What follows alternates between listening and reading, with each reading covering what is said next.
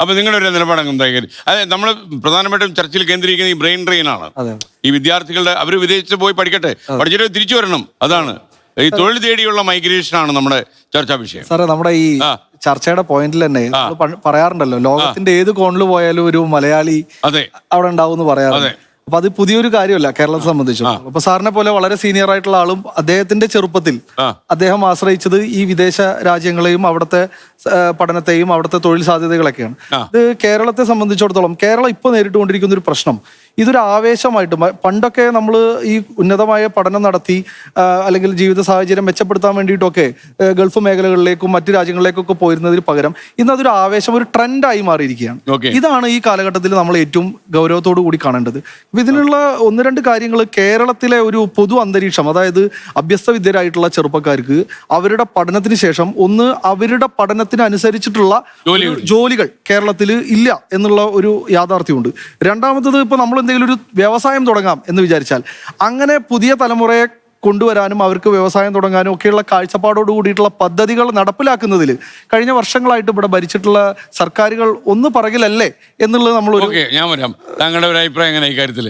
അതായത് ഈ brain train എന്ന് പറഞ്ഞ ഫിനോമിനൻ ഇപ്പൊ എല്ലാവരും പറയുന്നുണ്ട്, നമ്മുടെ നാട്ടിൽ നിന്ന് ചെറുപ്പക്കാരെ വിദേശത്തോട്ട് വിടാൻ, ചെറുപ്പക്കാരികളും പോകണ്ട, അഥവാ പഠിക്കാൻ പോയാൽ പഠിച്ചിട്ട് വരട്ടെ, ബ്രെയിൻ റീഗെയിൻ അല്ലെങ്കിൽ ബ്രെയിൻ സർക്കുലേഷൻ എന്നൊക്കെ പല പേരിട്ട് ഇപ്പൊ വിളിക്കുന്നുണ്ട്. ഈ ബ്രെയിൻ എന്താ അഭിപ്രായം?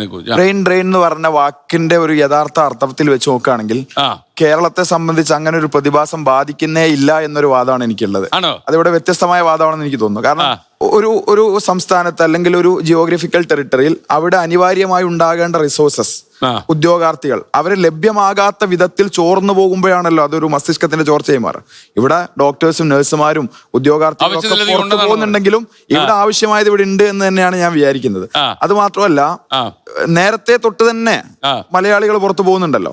ഇപ്പൊ അത് പുതിയൊരു പ്രതിഭാസമായി കൂടിയിട്ടുണ്ട്. തിരിച്ചു വരുന്നവരുടെ എണ്ണം കൂടുന്നുണ്ട്. തിരിച്ചങ്ങനെ വരുന്നുണ്ട്. അതായത് നമ്മുടെ മൈഗ്രേഷന്റെ തന്നെ സ്റ്റാറ്റിസ്റ്റിക്കൽ ആയിട്ടുള്ള ഡാറ്റകൾ നമ്മൾ വെച്ച് പരിശോധിക്കുമ്പോൾ പോകുന്ന ആളുകളുടെ എണ്ണം ഒരു 23 ലക്ഷം വരെയൊക്കെ എത്തുന്നുണ്ട്. അത് ഒരു 18 ലക്ഷത്തോളം തിരിച്ചു വരുന്നതായിട്ടുമുണ്ട്. ഇപ്പം ഈ വാഴ 2 സിനിമ കണ്ടിരുന്നു. വാഴ 2 സിനിമയിലെ ചെറുപ്പക്കാരുടെ ഒരു ആഗ്രഹം എങ്ങനെയും അന്ന് പോകാൻ വേണ്ടി അവിടെ പോയിട്ട് അവര് എത്തിച്ചേർന്ന് എങ്ങനെ ലാംഗ്വേജ് ഒക്കെ കൈകാര്യം ചെയ്യുന്ന ഓർത്താ ക്ലാസ്സിൽ കയറുമ്പോൾ ക്ലാസ്സിലിരിക്കുന്ന എല്ലാം മലയാളികളാണ്.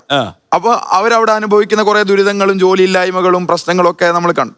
അപ്പം പല ആളുകളും ചാടിക്കയറി പോകുന്നുണ്ടെങ്കിലും അവിടെ എത്തുമ്പോഴാണ് യഥാർത്ഥ പ്രശ്നത്തെ അഭിമുഖീകരിക്കുന്നത്. അപ്പൊ സ്വന്തം നാട്ടിലേക്ക് തിരിച്ചു വരാനുള്ള ഒരു കാര്യമുണ്ട്. മറ്റൊരു രാഷ്ട്രീയമായ ഒരു പ്രശ്നമുണ്ട്. ഒരു ഗ്ലോബൽ പൊളിറ്റിക്സിൽ വരുന്ന ഒരു വലിയ ഫാർ റൈറ്റിലേക്കുള്ള ഒരു ചലനം ഉണ്ടല്ലോ, ട്രംപിസം എന്നൊക്കെ നമ്മൾ.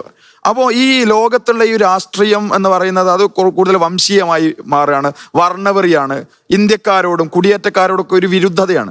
അപ്പൊ ഞങ്ങളുടെ രാജ്യത്ത് പുറംപണിക്കാർ വേണ്ട, നിങ്ങൾ നിങ്ങളുടെ നാട്ടിലേക്ക് പോയിക്കോ എന്ന് പറയുന്ന ഒരു ക്യാമ്പയിൻ യൂറോ അമേരിക്കൻ രാജ്യങ്ങളിൽ ശക്തമാവുമ്പോൾ സ്വന്തം നാട് മതി, നാട്ടിൽ കൂലിപ്പണി എടുത്തെങ്കിലും ജീവിക്കാം എന്നുള്ളൊരു മനോഭാവം അവർ വളരുന്നുണ്ട് എന്നാണ് എനിക്ക് തോന്നുന്നത്. നല്ല കാര്യമോ? ഞാൻ അതിലേക്ക് വരാം. ഓക്കെ,